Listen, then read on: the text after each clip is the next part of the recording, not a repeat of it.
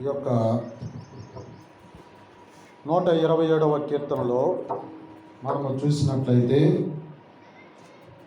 ఇక్కడ 3 విషయాలు మనము గ్రహించవచ్చు. 127వ కీర్తన ద్వారా మనము 3 విషయాలు గ్రహించవచ్చు. ఆ 3 విషయాలు, మొదటి విషయం ఏమిటి అని అంటే, దేవుడు కట్టించగలిగినటువంటి వారు. అది ఏమని రాయబడుతూ వచ్చిందంటే, ఇల్లు అని రాయబడుతూ వచ్చింది. ఇంటిని కట్టగలిగిన వాడు ఎవరు అంటే దేవుడే.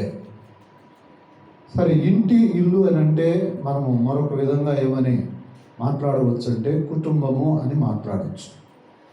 కాబట్టి దేవుడు కుటుంబాన్ని కట్టగలిగినటువంటి వాడు. తర్వాత రెండోది మనం చూస్తే అక్కడ దాని ప్రకారంగా ఏ దానిని కట్టగలిగినటువంటి వాడు అంటే 2వ అధ్యాయం 7వ వచనం ఆదికాండం, ఆయన మనిషిని నిర్మించి నరుణ్ణి నిర్మించటం అంటే కట్టడం అనే అర్థం. కాబట్టి ఎవరిని నిర్మించగలడు అని అంటే దేవుడు మనుషులను నిర్మించగలడు, కట్టగలడు. ఇది రెండవది. మూడవదిగా మనం చూసినట్లయితే 16:18 మత్తయి సువార్త 16:18 ఏమిటి అది? పేతురు, నీవి బండలు నా సంఘమును దీని మీద కట్టెదను. అంటే ఏదాన్ని కట్టగలడు దేవుడు? సంఘాన్ని కట్టగలడు.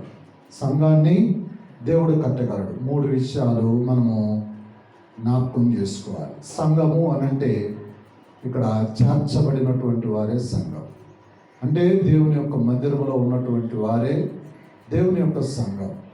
కాబట్టి దేవుడు ఏదాన్ని కడుతున్నాడు అనంటే, సంఘము అనంటే దేవుని యొక్క మందిరాన్ని కడుతూ ఉన్నాడు.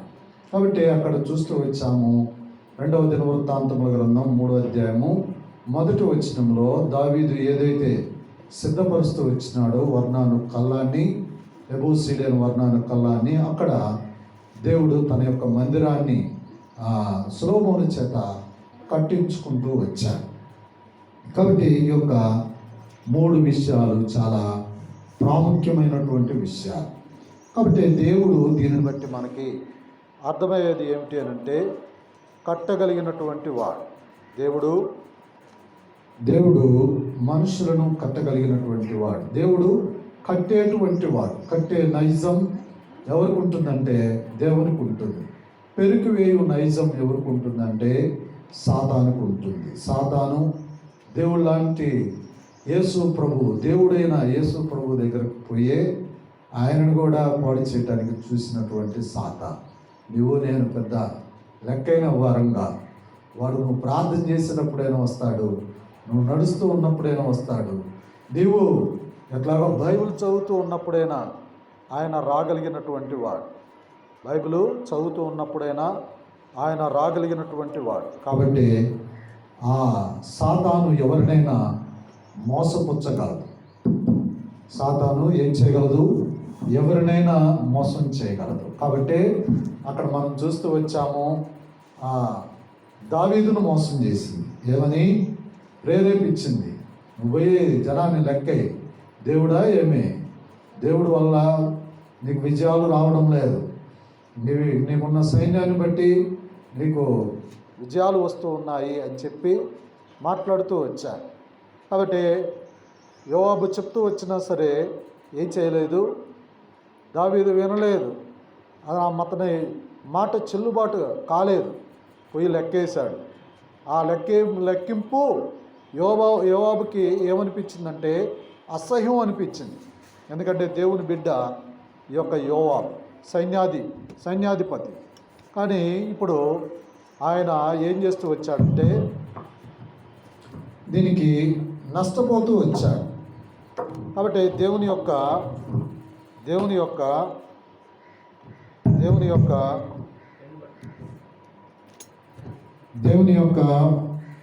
మరి మాటకు విధేయత చూపించినటువంటి వాడు, దేవుని యొక్క మనసుని ఎరుకకే ప్రయత్నం చేస్తూ వచ్చినటువంటి వాడు దావీదు. కాబట్టి మనం కూడా మరి ఈ యొక్క ఆత్మీయ జీవితంలో మనము నడిచేటప్పుడు దేవుని యొక్క మనసుని ఎరిగి ప్రవర్తించవలసినటువంటి వారు. కాబట్టి ఈ యొక్క భాగంలో మనం చూసినట్లయితే దేవుడు ఏ దానిని కడుతూ ఉన్నాడు అనేది మనము చూద్దాం. ఇందాక యేస్కేలు గ్రంథంలో చూస్తూ వచ్చాం. దేవుడు మనిషిని కట్టగలడు. తర్వాత ఏ దానిని దేవుడు కట్టగలడు అని అంటే తర్వాత చూస్తూ వచ్చాము, ఇంటిని కట్టగలడు, అంటే కుటుంబాన్ని కట్టగలడు. సరే, చాలా కుటుంబాలని కడుతూ వచ్చాడు. మరి అపోస్తల కార్యములు 16వ అధ్యాయంలో చూస్తే జైల నాయకుడు ఎవరండి? జైల నాయకుడు తన కుటుంబాన్ని దేవుడు కడుతూ వచ్చాడు. పౌలు, శీల అక్కడ జైల్లో వేయబడుతూ వచ్చారు, చెరసాల్లో వేయబడుతూ వచ్చారు. అయితే ఏం చేస్తూ వచ్చాడు? ఆ యొక్క చెరసాల బద్దలవుతూ వచ్చింది. అప్పుడు ఆ యొక్క చెరసాల నాయకుడికి భయం పుట్టింది. వెంటనే దేవుడిని నమ్మినట్లుగా అక్కడ నేనేం చేయాలి అని చెప్పి అడిగినప్పుడు, నీవును నీ ఇంటి వారును ఏం చేయాలి? విశ్వాసం ఉంచాలి. ప్రభువైన యేసుక్రీస్తునందు విశ్వాసం ఉంచుము, అప్పుడు నీవును నీ ఇంటి వారును రక్షింపబడుదురు అని చెప్పి అక్కడ మాట్లాడుతూ వచ్చాడు.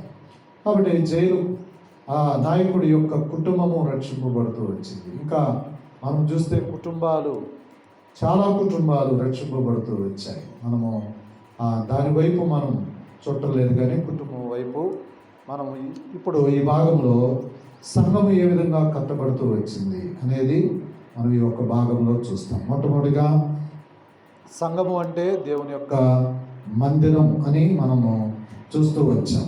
కాబట్టి ఈ యొక్క మందిరం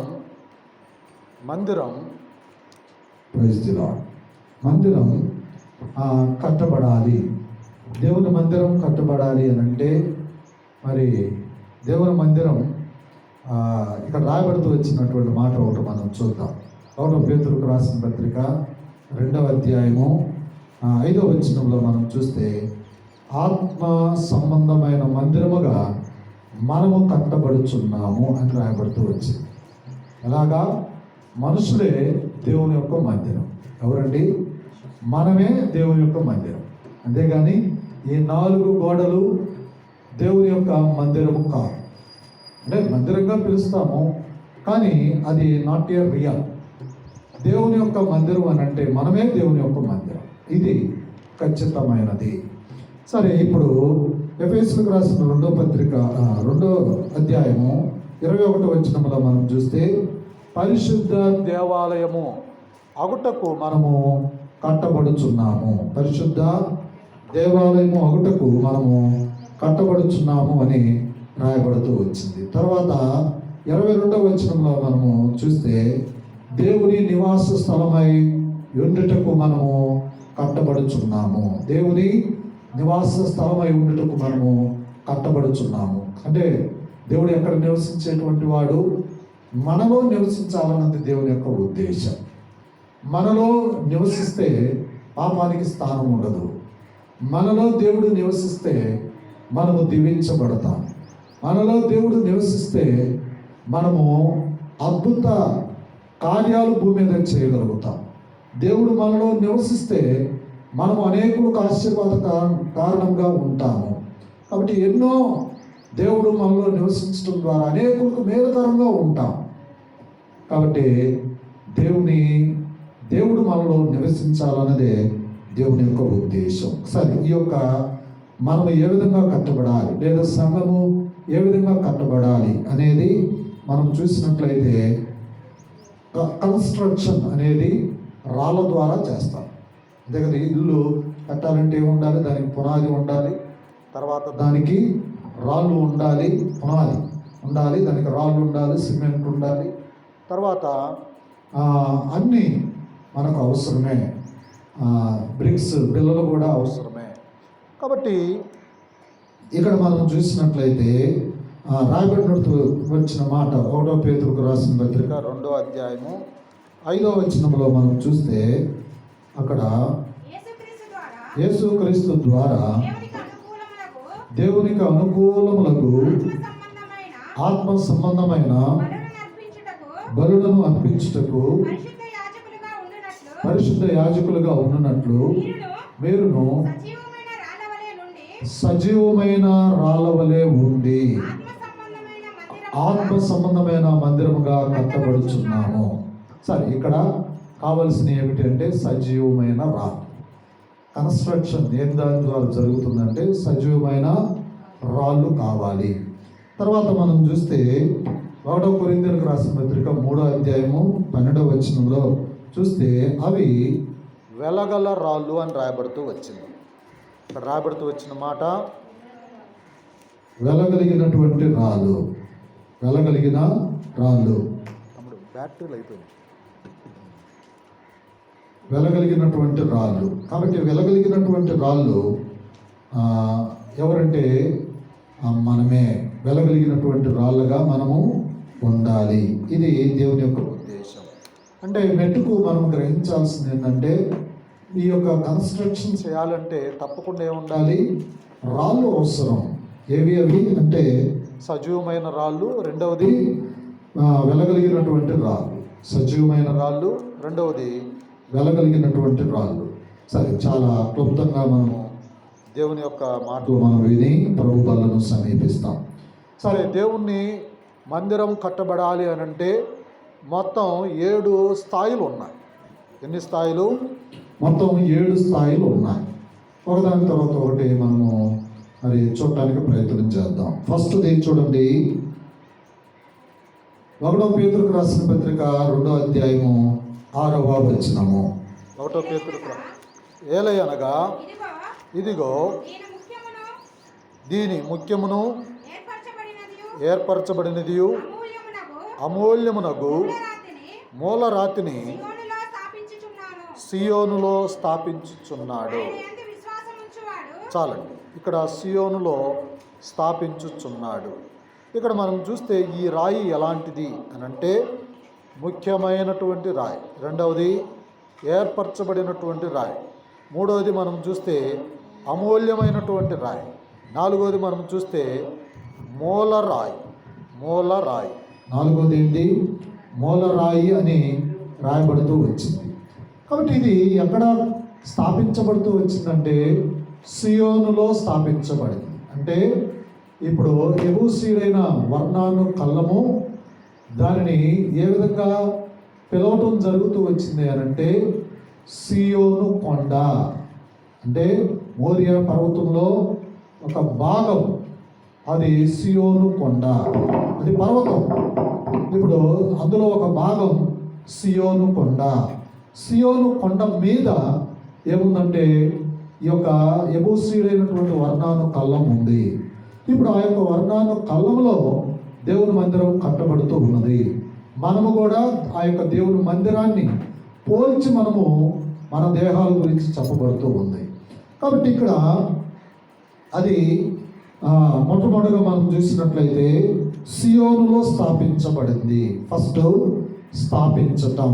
స్థాపించటం అంటే ఏంది? మనం ఫస్ట్గా శంకుస్థాపన చేస్తాంగా, అదే స్థాపించటం. కాబట్టి దానికి ఒక పెద్ద రాయి అక్కడ పెట్టి దాన్ని ఏమంటారంటే కార్నర్ స్టోన్ అంటారు. రాయి పెట్టి ఏం చేస్తారు? ప్రార్థన చేస్తారు. ఇది ప్రతిష్ఠింపబడినటువంటి రాయి, ఇదే మూలరాయి. యేసుక్రీస్తును కూడా ఏమని మనకు మొదటి పేతురులో రాయబడుతూ వచ్చిందంటే ఆయనే మూలరాయి. కాబట్టి ఏదైతే కాదని అనుకున్నారో, ఏ దానినైతే వద్దని అనుకున్నారో అదే నిషేధింపబడినటువంటి రాయే మూలకు తలరాయి అని రాయబడుతూ వచ్చింది. ఆయనే ప్రభు అయిన యేసుక్రీస్తు. కాబట్టి ఇక్కడ మొట్టమొదటిగా చూస్తే సియోనులో స్థాపించబడుతూ వచ్చింది. అక్కడ ఒక కార్నర్ స్టోన్ వేయబడుతూ వచ్చింది. కాబట్టి అది ఎలాంటిదంటే ప్రెషియస్ స్టోన్, ముఖ్యమైన రాయి, అమూల్యమైన రాయి, ఏర్పరచబడినటువంటి రాయి. ఇది మొట్టమొదటిది. రెండవదిగా మనం చూస్తే 1వ రాజుల గ్రంథం 5వ అధ్యాయము 1వ రాజుల గ్రంథం 5వ అధ్యాయము 18వ వచనము. ఇలాగున సొలొమోను పంపిన వారిలో మ్రానులను నరికి రాళ్లను మలచి. సరే, చాలండి. ఇక్కడ రాయబడుతూ వచ్చినటువంటి మాట 5వ అధ్యాయము 18వ వచనంలో చూస్తే ఇలాగున సొలొమోను పంపిన వారును గిబ్లీయులను హీరాము శిల్పకారులను మ్రాణులను నరికి రాళ్లను మలచి. ఇక్కడ మలచిన రాయి. మనము ఒక ఇంటిని కట్టాలి అని అంటే మనకు కావాల్సింది ఏంటంటే మలచిన రాయి. ఆ రాయి ఎవరంటే మనమే. ఈ యొక్క మలచిన రాయి అంటే దీని యొక్క అర్థం ఏమిటంటే పెద్ద కొండ ఉంటుంది లేదా పెద్ద రాయి ఉంటుంది. ఆ రాయిలో నుంచి ఏం చేస్తామంటే కొంత భాగాన్ని తీస్తాం. కొంత భాగాన్ని తీసి అటు ఇటు చెక్కి దానికి చక్కటి అమరిక వచ్చేటట్లుగా మనం చూస్తాం. కాబట్టి పెద్ద దాంట్లో నుంచి తేబడినటువంటి చిన్న రాయినే ఏమని చెప్తాము? మలచిన రాయి అంటారు. ఇప్పుడు దానిని మనం అప్లై చేసుకుంటే మనకు కూడా పెద్ద పెద్ద కుటుంబాలు ఉంటాయి. ఎట్లాగా? బాబాయిలు ఉంటారు, అత్తలు ఉంటారు, తాతయ్యలు ఉంటారు, తర్వాత ఇంకా తమ్ముళ్ళు ఉంటారు, అన్నలు ఉంటారు, చెల్లెళ్ళు ఉంటారు, బామర్దులు ఉంటారు. ఇలా చూసుకుంటా పోతే ఒకదానికొకటి పెద్ద కుటుంబం మనకు కనిపిస్తూ ఉంటుంది. ఈ యొక్క కుటుంబం అంతటిలో కూడా మనల్ని ప్రభు ఏం చేశాడంటే ఏర్పాటు చేసుకున్నాడు. మనల్ని ఏం చేస్తూ వచ్చాడు? ఏర్పాటు చేసుకుంటూ వచ్చాడు. ఇప్పుడు మనం చూస్తే అబ్రహాము ఉంది కదా, 12వ అధ్యాయంలో ఆయన పిలుస్తాడు. ఆదికాండం 12వ అధ్యాయంలో ఈ యొక్క అబ్రహామును పిలుస్తాడు. ఆయన కూడా పెద్ద కుటుంబం, బొమ్మలు చేసే కుటుంబం. అయితే ఆ యొక్క కుటుంబం నుంచి దేవుడు ఏం చేస్తాడు? ఆయన్ని పిలుస్తాడు. ఇప్పుడు నేను ఎటు చెప్తే అటు నువ్వు ప్రయాణం చెయ్యి అని చెప్పి ఆయన ఏం చేస్తూ వచ్చాడు? పిలుస్తూ వచ్చాడు. కుటుంబం నుంచి, పెద్ద కుటుంబం నుంచి మరలుస్తూ వచ్చాడు.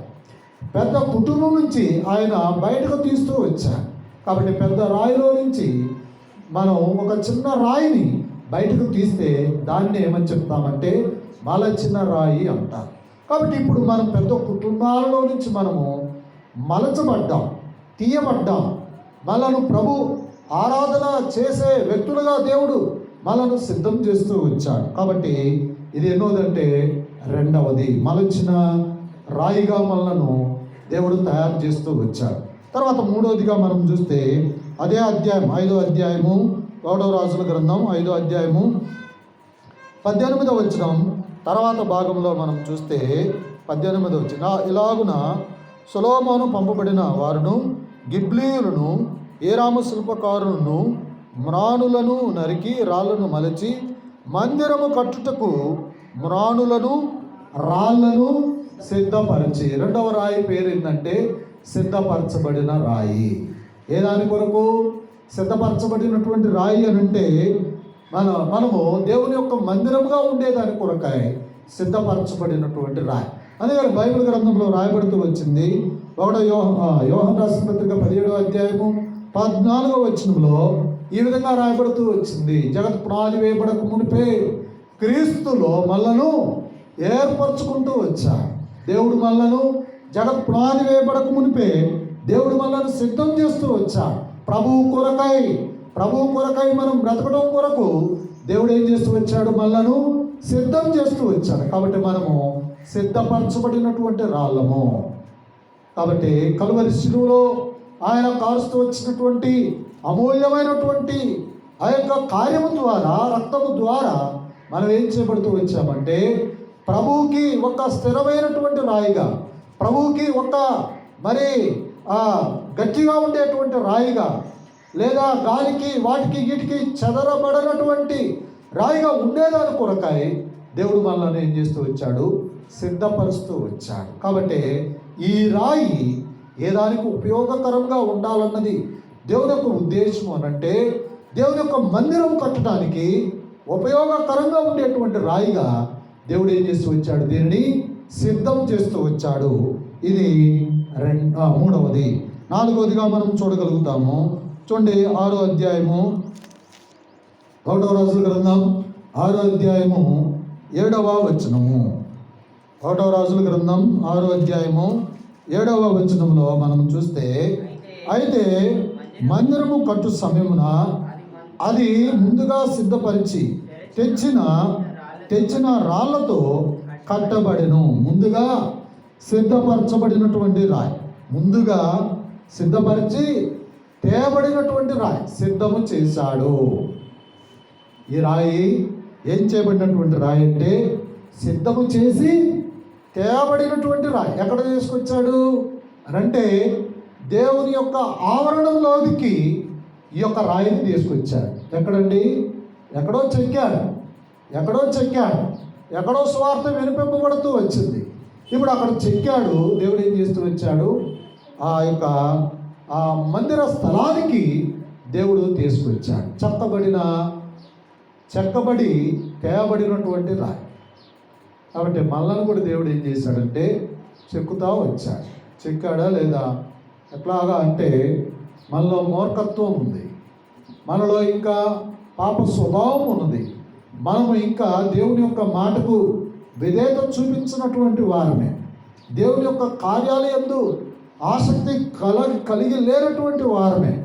కాబట్టి మనలో ఇంకా ఏముందంటే అబద్ధాలు ఉన్నాయి, ఇంకా బూతులు ఉన్నాయి, తర్వాత ఇంకా విగ్రహారాధన ఉన్నది. ఇంకా మనం చూస్తూ ఉంటే లోకంలో అన్ని కార్యాలు మన యొక్క జీవితంలో ఉంది. ఇప్పుడు ఏం చేశాడంటే ఆయన తన యొక్క వాక్యము ద్వారా, వాక్యం ఏం చేస్తుందంటే వాక్యము అది శుద్ధి లాంటిది. ఏంటండి? వాక్యము శుద్ధి లాంటిది. అదేం చేస్తుందంటే చిల్లలు ఉంటాయి కదా, చిల్లలు అంటే అవసరం లేనటువంటి చిల్లలు మనలో చాలా ఉంటాయి. దేవునికి అవసరమైన లేనటువంటి చిల్లలు చాలా ఉంటాయి. మరి ఆ రాయి ఏం చేయబడాలి? సిద్ధపరచబడాలి. ఆ యొక్క మందిరం కట్టేదాని కొరకు కట్టేటప్పుడు అది స్థిరమైనటువంటి రాయిగా ఉండాలి అంటే ముందుగా ఏం చేయాలి? చెక్కాలి. దాన్ని చెక్కాలి. అంటే చెక్కాలంటే ముందుగా ఏం చేయాలి? దాన్ని ఈ యొక్క శుద్ధితోటి ఏం చేయాలి? సదును చేయాలి. కాబట్టి మనల్ని కూడా దేవుడు ఏం చేస్తూ వచ్చాడంటే మనలో ఉన్నటువంటి ఈ యొక్క పాపము స్వభావము, దేవుణ్ణి మరి విసర్జించేటువంటి స్వభావము, దేవుని మాటకు విధేయత చూయించినటువంటి ఆ యొక్క స్వభావము, తర్వాత బూతులు, సరస్వోక్తులు గలతీయులు రాసిన పత్రిక 5వ అధ్యాయంలో ఉన్నాయి. మనం చూస్తే మన యొక్క దేహాన్ని మార్కు సువార్తలో కూడా మనము చూడవచ్చు. వెలుపటి నుంచి బయటికి వచ్చేటువంటివి కాదు, మనలను అపవిత్రం చేసేది. లోపల నుంచి బయటకు వచ్చేవి మనల్ని ఏం చేయగలుగుతుంది? అపవిత్రం చేయగలుగుతుంది. ఇలాంటి ఏమైనటువంటి కార్యాలు మన యొక్క దేహంలో ఉన్నాయి. కాబట్టి ఈ మొత్తం కూడా ఏం చేయబడాలి అని అంటే ఏం చేయబడాలి? అవి నరకబడాలి. ఏం చేయబడాలండి? నరకబడాలి. నరకబడితేనే ఏమవుతుంది? చక్కగా కూర్చోగలుగుతుంది.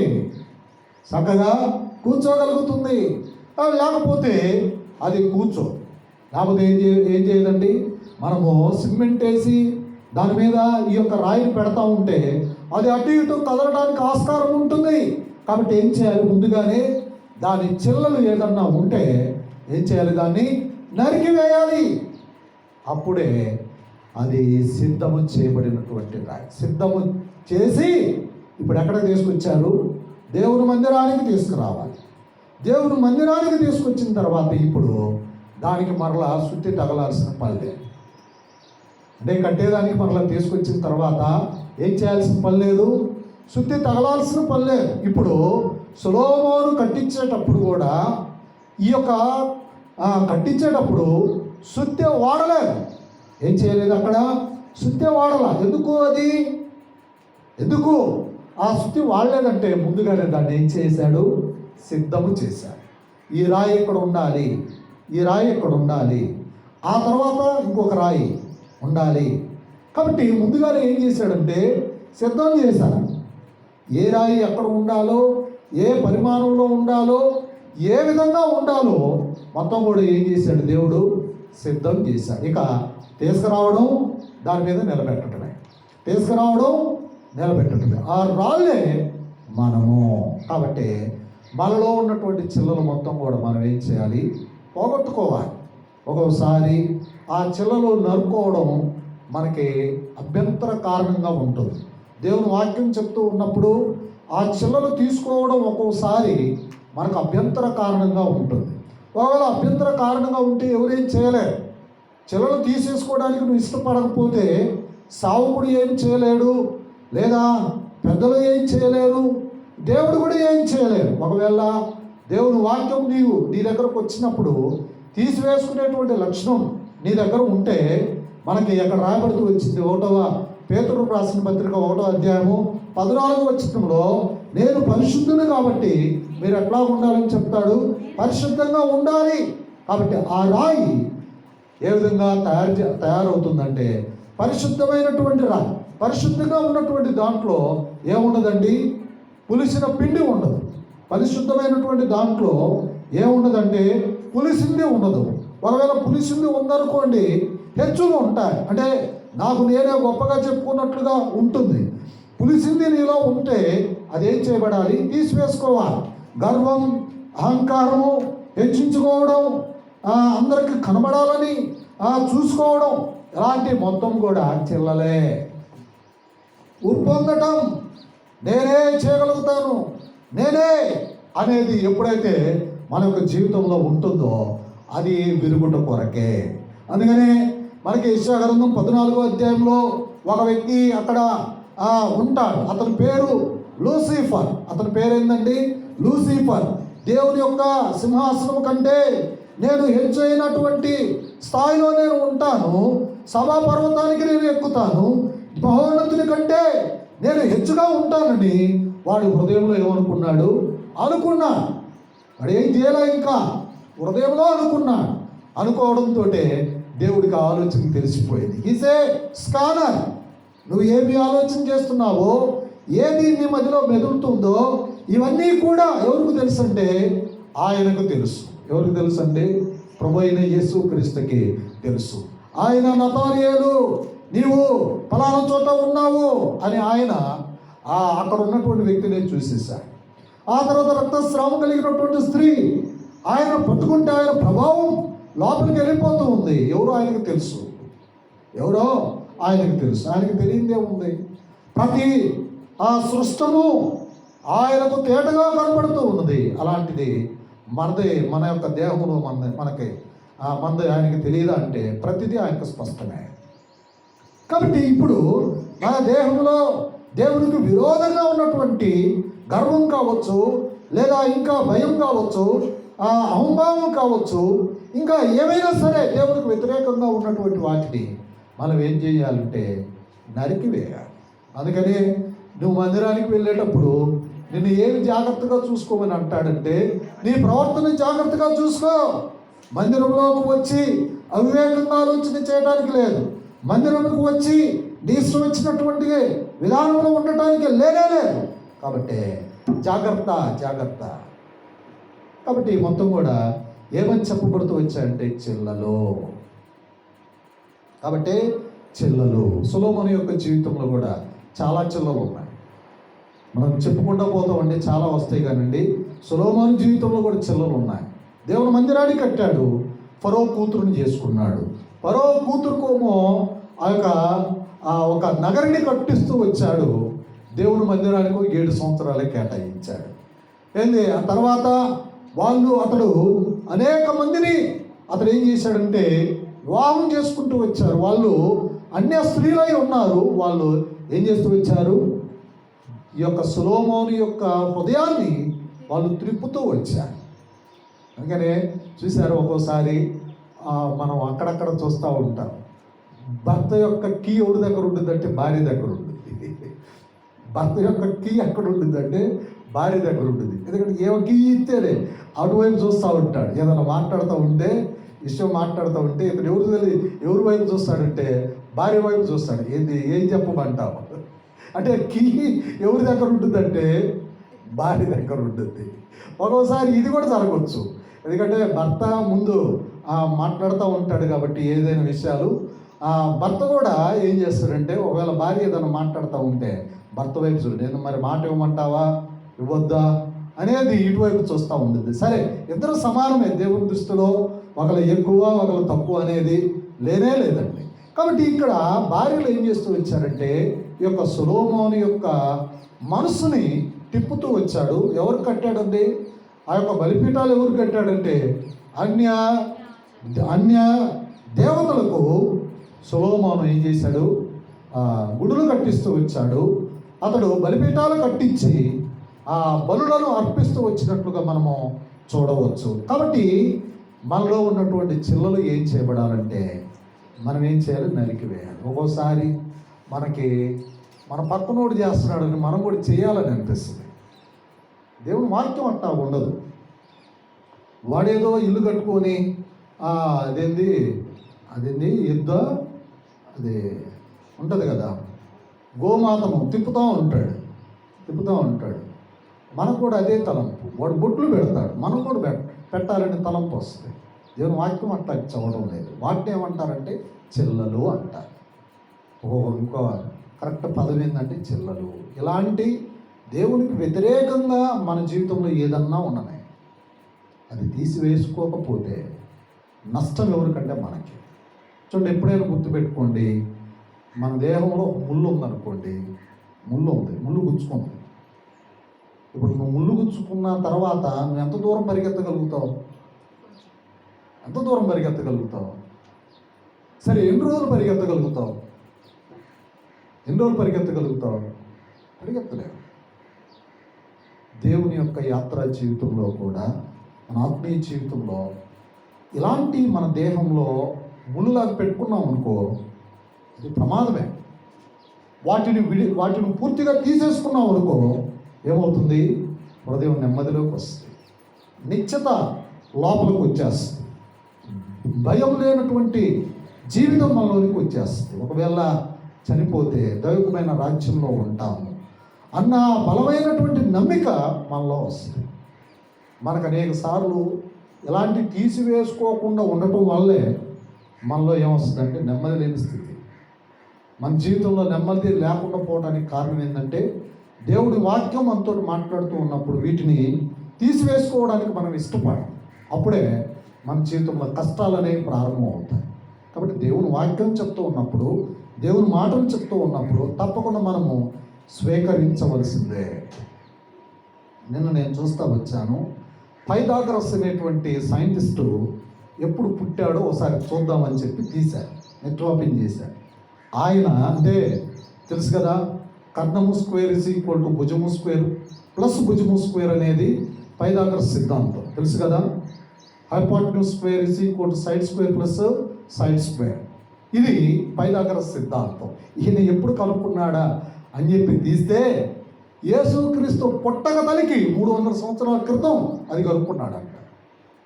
యేసుక్రీస్తు పుట్టక మునుపు 300 సంవత్సరాల క్రితం ఈ పైథాగరస్ భూమి మీద పుట్టి పెరిగి ఆయన ఒక ఫార్ములాని తయారు చేయటం మొత్తం జరుగుతూ వచ్చింది. తర్వాత ఈయనున్నాడు కదా సోక్రటీసు, ఆయన కూడా 350 సంవత్సరాల క్రితం యేసుక్రీస్తు పుట్టక మునుపు పుట్టినటువంటి వాడు.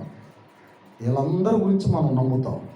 ఆయన ఫార్ములా కనుక్కున్నాడు, ఈ ఫార్ములా కనుక్కున్నాడు, ఆయన అది చేశాడు, ఇది చేశాడు అనేది తూచా తప్పకుండా నమ్ముతాం. యేసు ప్రభు వాక్యాన్ని మాత్రం ఏం నమ్ము? యేసు ప్రభు వాక్యం మాత్రం మన దేహంలోకి ఎక్కదు. ఆయనే కదా. ఒకవేళ పైథాగరస్ యేసు ప్రభు కంటే గొప్పవాడు అయితే చరిత్రను విభజించే పైథాగరస్ ఉండేవాడు. అని యేసు ప్రభు మాత్రమే విభజన ఎందుకు చేస్తూ వచ్చాడంటే ఈజ్ ఏ క్రియేటర్.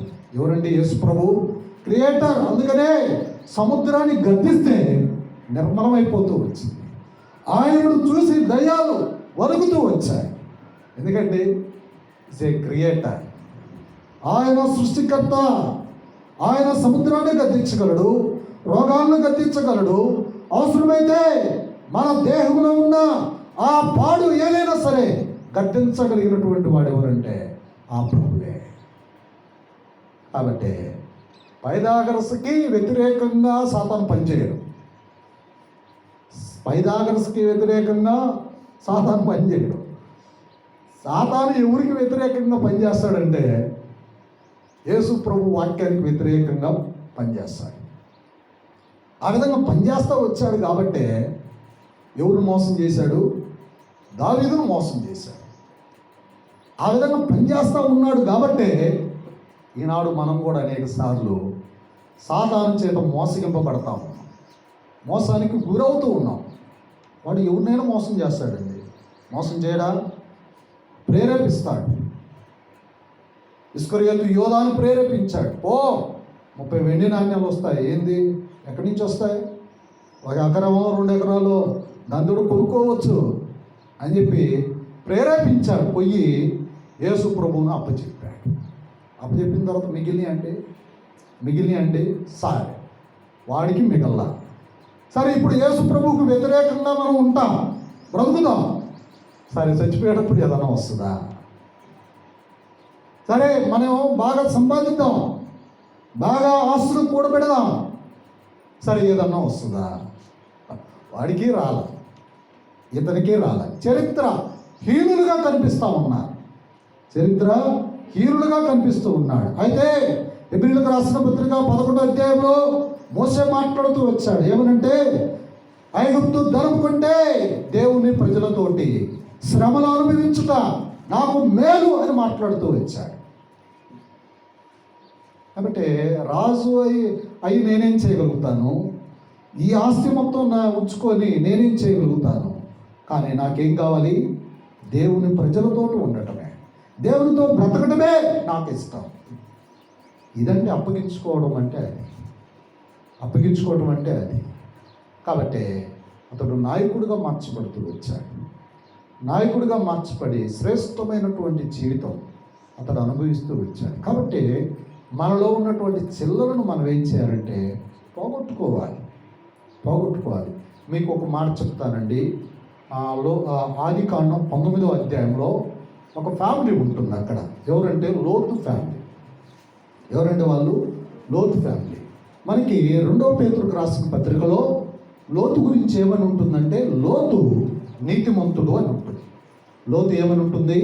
నీతిమంతుడు అని ఉంటుంది. 2వ అధ్యాయంలో 3వ వచనం కానీ 4వ వచనంలో కానీ ఉంటుందండి. మీరు అది తర్వాత చూడవచ్చు. ఇప్పుడు లోతు నీతిమంతుడు, లోతు భార్యమో ఎలాంటిదో తెలుసా? ఎలాంటిది వాళ్ళందరికీ తెలుసు. నేను ప్రత్యేకంగా చెప్పాల్సిన అవసరం లేదు. కానీ లోతు భార్య ఎలాంటిదంటే, భర్త మాట అసలు వినేది కాదు, సరిగ్గా పిల్లలను పెంచడం చేత కాదు. తర్వాత సరే మొత్తం తీసేది, దేవునికన్నా విధేయత చూపించేదంటే అది లేదు. చిన్నలు ఒకదానితో ఒకటి ఏమైంది? పెరుగుతూ వచ్చింది. పెరిగి లోక ఆశలు ఎక్కువైపోయింది. చరిత్ర హీనురాలుగా మనకు ఉప్పు స్తంభం రూపంలో కనిపిస్తాం. చరిత్ర హీనురాలుగా ఇప్పటికీ ఆ ఉప్పు స్తంభం రూపంలో కనిపిస్తాం. కాబట్టి మన యొక్క జీవితంలో ఏది శ్రేష్టమో దాని వైపు దృష్టి ఉంచాలి. ఏది మనకి నిశ్చయమైనటువంటిదో దాన్ని ఏం చేయాలి? మనము చేపట్టాలి. అట్లా కాకుండా తుచ్చమైనటువంటి వీటి కొరకు మనము ఆలోచన చేసి దీని కొరకే మనం బ్రతుకుల్ని ఉంచుకుంటే మనకన్నా దౌర్భాగ్యులు ఎవరు లేరు. మనం చూశారు కదా, కరోనా దెబ్బకి కుటుంబాలు అతలాకుతలం అయిపోతూ వచ్చాయి. ఎవరికి గ్యారంటీ అండి? ఎవరికి గ్యారంటీ లేదు. కాబట్టి ఈ క్షణము ఒకవేళ ప్రభు వస్తే ఎత్తబడే విధంగా ఉండాలి. అంతేగాని నాకు ఇప్పుడు అది కావాలి, ఇది కావాలి, అది కావాలని మన దేహంలో అట్లా పెట్టుకొని ఉన్నాము అంటే ఆటోమేటిక్గా ఏమైపోతాము? మనము నష్టపోవడానికి ఆస్కారం ఉంది. నష్టమేనండి. లోతు భార్య వెనక తిరిగి చూసింది, ఉపస్తంభం అయింది. మనం కూడా ఇవన్నీ విని కూడా మనము దేవుని వైపు మన మనస్సు మరల్చడానికి ఇష్టం లేకపోతే ఏమైపోతాయి? ఆటోమేటిక్గా ఆ చిల్లలు మొత్తం కూడా పెరిగిపోతాయి. పెంచేవాడు ఎవరనంటే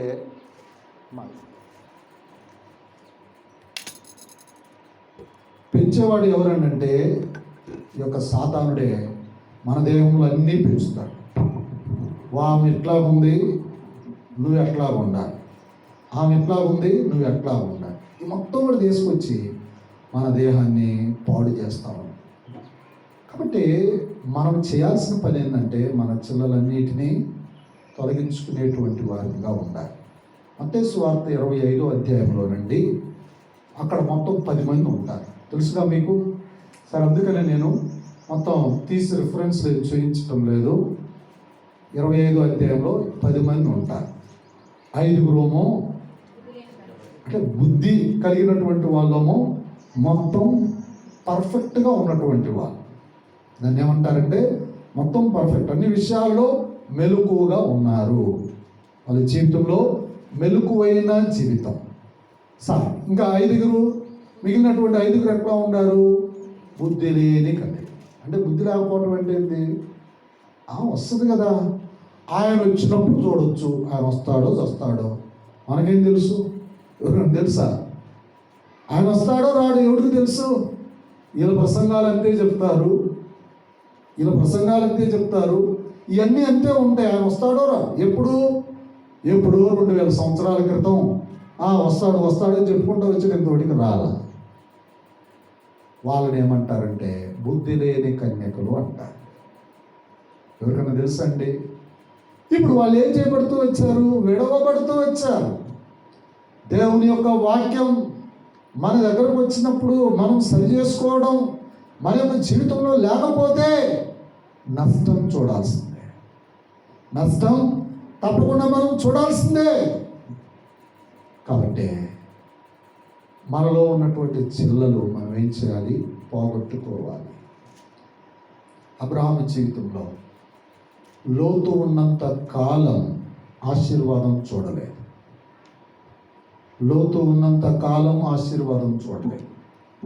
ఎప్పుడైతే లోతును పక్కన పెడుతూ వచ్చాడో ఆటోమేటిక్గా ఆశీర్వాదం ఆయన దగ్గరకు వచ్చింది. 100 ఏళ్ల ప్రాయంలో కొడుకుని పొందుతూ వచ్చాడు, వారసుని పొందుతూ వచ్చాడు. తన జీవితానికి ఒక అర్థం కుమారుడి ద్వారా ఏర్పడుతూ వచ్చింది. కాబట్టి మన దేహంలో ఎప్పుడైతే చిల్లలు ఉంటాయో దేవుని ఆశీర్వాదం రానే రాదు. రావట్లేదు. కారణం ఏంటంటే మనమే. అందుకనే రోమిలకు రాసిన పత్రికలో ఒక మాట ఉంటుంది. ఏమనంటే కుమారుణ్ణే ఇవ్వటానికి ఇష్టపడినటువంటి ఆయన మనల్ని ఏ విధంగా ఆశీర్వదించడు అని చెప్పి అక్కడ రాయబడుతూ వచ్చింది. చదవండి. ఎన్నో వచనము? రోమిలకు రాసిన పత్రికలో నేను అనుకుంటా, కుమారుణ్ణి ఇవ్వటానికి వెనుదీయనటువంటి ఆయన మనల్ని మనకి లోకంలో ఉన్న ఎందుకు అనుగ్రహించడు అని ఉంటుంది. 8వ అధ్యాయము 4వ వచనం అంట. రోమిలకు రాసిన పత్రిక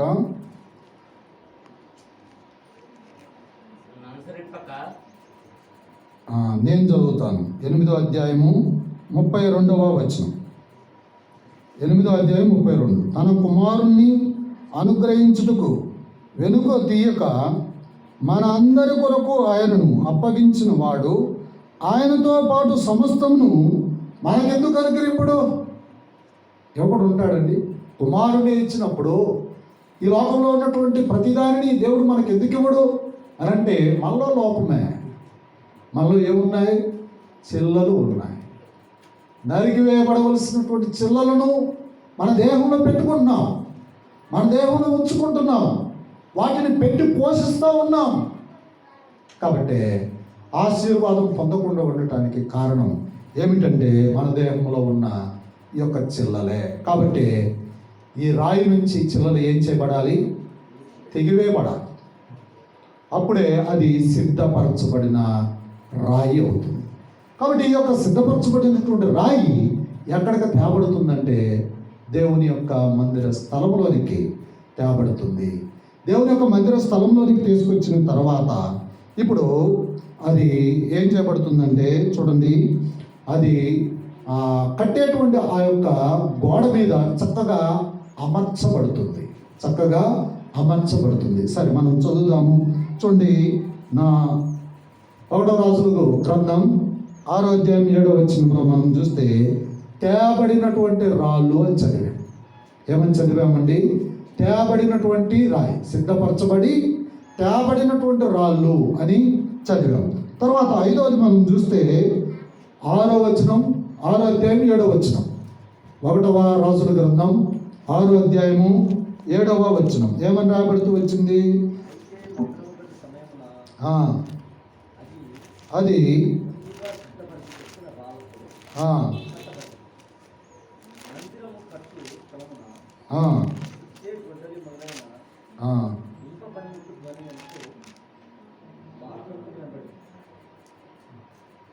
చదువుతాను వినండి. అయితే మందిరము కట్టు సమయమున అది ముందుగా సిద్ధపరిచి తెచ్చిన రాళ్లతో కట్టబడిను. మందిరము కట్టు స్థలమున సుత్తె, గొడ్డలి మొదలైన ఇనుప పనిముట్ల ధ్వని ఎంత మాత్రమును వినబడలేదు. సరే, ఇక్కడ ఏంటంటే కట్టు స్థలమున సుత్తె, గొడ్డలి మొదలైన ఇనుప పనిముట్ల ధ్వని ఎంత మాత్రమును వినబడలేదు. అంటే దాని అర్థం ఏమిటంటే సుత్తె తగలనటువంటి రాయి. చూడండి, సుత్తె తగలనటువంటి రాయి. ఇది 5వది. అంటే ఇక మళ్ళీ కొట్టాల్సిన పని లేదు. ఆల్రెడీ అది ఏం చేయబడుతూ వచ్చింది? సిద్ధం చేయబడుతూ వచ్చింది. దానికి ఉన్న చిల్లలు తొలగించబడుతూ వచ్చాయి. ఇంకా దాన్ని మరొక విధంగా మనం ఏమి చేయాల్సిన అవసరం లేదు. కాబట్టి దాన్ని ఏమని చెప్పామంటే సుత్తె తగలనటువంటి రాయి. ఇది 5వది. తర్వాత 6వదిగా మనం చూసినట్లయితే ఎఫెసీయులకు రాసిన పత్రిక 2వ అధ్యాయము 20వ వచనము. ఎఫెసీయులకు రాసిన పత్రిక 2వ అధ్యాయము 20వ వచనం మనం చదువుతాము. క్రీస్తు యేసే ముఖ్యమైన మూలరాయి అయి ఉండగా అపోస్తలులను ప్రవక్తలను వేసిన పునాది మీద మీరు కట్టబడి ఉన్నారు. ప్రతి కట్టడము ఆయనలో చక్కగా అమర్చబడి ఇప్పుడు ఏం చేయబడింది? చక్కగా అమర్చబడి. ఎట్లాగండి? ఆ యొక్క మందిరం కట్టడానికి ఈ రాయిని దేవుడు ఏం చేశాడండి? చక్కగా అమర్చినాడు. ఇప్పుడు ఈ చక్కగా అమర్చబడినటువంటి రాయి ఎవరికి అడ్డంగా ఉండదు. చక్కగా అమర్చబడిన రాయి ఎట్లా ఉండదండి? ఎవరికి అడ్డంగా ఉండదు. ఎందుకంటే గోడలో చక్కగా అమర్చబడింది. నువ్వు అటు ఇటు ఎటన్నా తిరుగు, అది నీకు అడ్డంగా ఉండదు. కాబట్టి ఈ రాయి ఎలాంటిదంటే మనం చూసిన రాయి చక్కగా అమర్చబడినటువంటి రాయి. చక్కగా అమర్చబడినటువంటి రాయి. ఏ దాని మీద? అపోస్తలులు మరియు ప్రవక్తలు వేయబడినటువంటి పునాది మీద ఈ రాయి ఏం చేయబడుతూ వచ్చిందండి? చక్కగా అమర్చబడింది. కాబట్టి ఆ అమరికలో, చక్కగా అమర్చబడిన ఆ అమరికలో మనం ఉండాలి. చక్కగా అమర్చబడిన అమరికలో మనం ఏం చేయబడాలి? ఉండాలి. కాబట్టి ఆ విధంగా ఉంటే మనము మందిరంలో ఒక సజీవమైనటువంటి రాయి అవుతాం. మందిరం కట్టబడినటువంటి దాంట్లో మనము ఒక సజీవమైనటువంటి మరియు విలువైనటువంటి వెలగల రాయిగా మనం ఉంటాం. ఈ యొక్క వెల కలువరి శిలువలో యేసు ప్రభు వెల చెల్లించాడు. ఈ రాయి కొరకై యేసు క్రీస్తు కలువరి శిలువలో వెల చెల్లించాడు. తన రక్తమనే క్రయధనం వెల ఆయన చెల్లించాడు. కాబట్టి ఈ రాయి అన్ని రకాలుగా సిద్ధపరచబడింది. కాబట్టి అమరిక కూడా చక్కగా అమర్చబడింది. కాబట్టి ఇప్పుడు దేవుడు వచ్చినప్పుడు ఆ రాయి ఉన్నటువంటి ఆ యొక్క మందిరంలో దేవుడు ఏం చేస్తాడు? చక్కగా నివసించగలడు. ఇది వర్ణాను కాలంలో సొలొమోను ఏం చేస్తూ వచ్చాడు? మందిరాన్ని కడుతూ వచ్చాడు. ఎలాంటి విధానంతో కట్టాడు అనేది 7 అనుభవాన్ని మనం ఏం చేస్తూ వచ్చాము? చూస్తూ వచ్చాము. మొట్టమొదటిగా మనం చూస్తే సియోనులో స్థాపించాడు. ఇది మొట్టమొదటి. రెండవదిగా మనం చూస్తే మలచిన రాయి, పెద్ద రాయిలో నుంచి ఏం చేశాడు? దేవుడు మరల్చాడు. అంటే చిన్న భాగాన్ని, అంటే ఒక రాయిని మనల్ని ఆ యొక్క దాంట్లో నుంచి మనం తీశాడు. మనం కూడా పెద్ద కుటుంబంలో నుంచి బయటకు మనల్ని తీశాడు. మలచిన రాయి. మూడవదిగా చూస్తే సిద్ధపరచబడినటువంటి రాయి, సిద్ధం చేశాడు. ఎలాగంటే మనలో ఉన్న చిల్లలు మొత్తాన్ని తీసేసి సిద్ధం చేశాడు. సిద్ధపరచబడినటువంటి రాయి. తర్వాత 4వది తేబడిన రాయి సిద్ధం చేశాడు. మందిరం కట్టేదాని కొరకు ఏం చేశాడు? మందిర స్థలానికి తీసుకొచ్చాడు. తర్వాత 5వది సుత్తె తగలనటువంటి రాయి. తర్వాత 6వది మనం చూస్తే అపోస్తులైనటువంటి మరి అపోస్తులు మరియు ప్రవక్తలు ఏబడినటువంటి ఆ పునాది మీద పెట్టబడిన రాయి. తర్వాత చివరిది మనం చూస్తే ఆ పునాది మీద ఎట్లా ఉందంటే చక్కగా అమర్చబడినటువంటి రాయి. కాబట్టి ఈ యొక్క 7 అంతల అనుభవం పరిపూర్ణతను చూపిస్తుంది. 7 అంతల అనుభవం ఏదాన్ని చూపిస్తుంది? పరిపూర్ణతను చూపిస్తుంది. కాబట్టి పరిపూర్ణమైనటువంటి వ్యక్తులుగా ఉండి మనము కట్టబడాలి అన్నదే దేవుని యొక్క ఉద్దేశం. కాబట్టి మన జీవితము దేవునికి పరిపూర్ణం అయ్యే విధానాలతోటి మనం ఉన్నామా లేదా మన దేహంలో ఇంకా ఏమన్నా చిల్లలు, దేవునికి వ్యతిరేకంగా ఉండే పనులు, దేవునికి అయిష్టమైనటువంటి కార్యాలు ఏమన్నా ఉన్నాయేమో మనం ఏం చేయాలి? ప్రభు బల్ల యొద్దకు చేరుతూ ఉన్నప్పుడు మనము ప్రభువు దగ్గర మన అవిధేయతలు ఒప్పుకోవాలి, సరిచేయబడాలి. సరిచేయబడినటువంటి వారమై ఆ యొక్క బలను సమీపించాలి. లేదు కాదుకూడదని అంటే అక్కడ రాయబడుతూ వచ్చినటువంటి మాట 1వ కొరింథీయులకు రాసిన పత్రిక 11వ అధ్యాయంలో, మీలో అనేకులు ఎలా ఉండారు? రోగులు, బలహీనులు, చాలామంది నిద్రించుతున్నారు. కారణం ఏమిటి? చిల్లలు ఉన్నాయి. కారణం ఏమిటండి? చిల్లలు ఉన్నాయి. ఆ చిల్లలతో ఉండి నువ్వు ప్రభు బలను సమీపిస్తే మనకేమొస్తుంది? ఆత్మీయ మత్తు వస్తుంది. ఆత్మీయమైనటువంటి ఆ మరణ స్థితి మనలోనికి వస్తుంది. లేదంటే అంతకుముందు అధ్యాయం చదవాలి. ఆశీర్వచనపు పాత్ర అని ఉంటుంది 10వ అధ్యాయంలో 1 కొరింథీయులకు రాసిన పత్రికలో ఆశీర్వచనపు పాత్ర అని ఉంటుంది. ఒకవేళ ఆ ఆశీర్వచనపు పాత్రలోది మనం తాగితే మనకేమొస్తుంది? ఆశీర్వాదాలు వస్తాయి. అంతే కదా. కాబట్టి మనలో ఉన్నటువంటి చిల్లలను మనం తీసివేసుకొని ఆ బలను సమీపించాలి.